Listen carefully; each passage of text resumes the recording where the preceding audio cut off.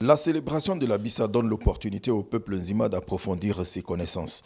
Au-delà de ces piliers dont la critique sociale, le comité d'organisation a voulu associer le vice-président de la République pour entretenir le peuple sur les projets du gouvernement ivoirien destinés à la région du Sud Comoé.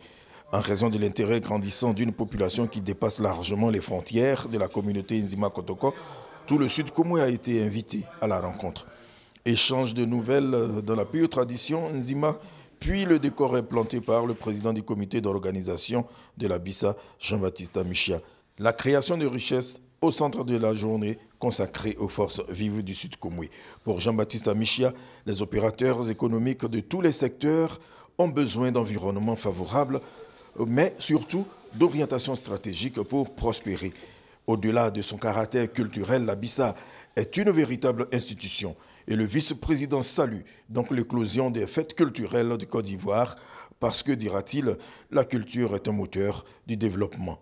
Il apparaît aujourd'hui de plus en plus clairement que le développement ne dépend pas exclusivement de paramètres économiques, écologiques, sociaux ou politiques, mais que la culture se doit être un moteur qui exerce une forte influence et non pas être un frein qui empêche les grandes avancées.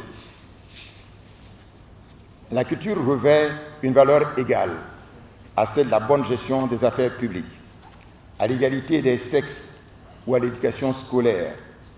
L'exemple du modèle de développement économique et social des pays asiatiques, comme le Japon, comme la Chine, comme l'Inde, qui intègrent les valeurs culturelles de ces peuples, en est une parfaite illustration et une justification de cette composante dans leur réussite.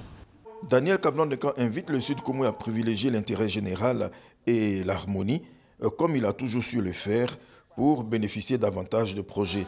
Il va égrener un chapelet de réalisations, de celles en cours, et mettre un accent sur les perspectives. Il s'agit aussi de réhabiliter la ville historique de Grand Bassam, ainsi que de réaliser d'autres projets économiques et sociaux. Il s'agit également, et c'est important, de mettre en valeur la voie express électrifiée d'accès à Grand Bassam. Mais il nous faut un beau plan d'urbanisme afin d'éviter les lotissements anarchiques actuels.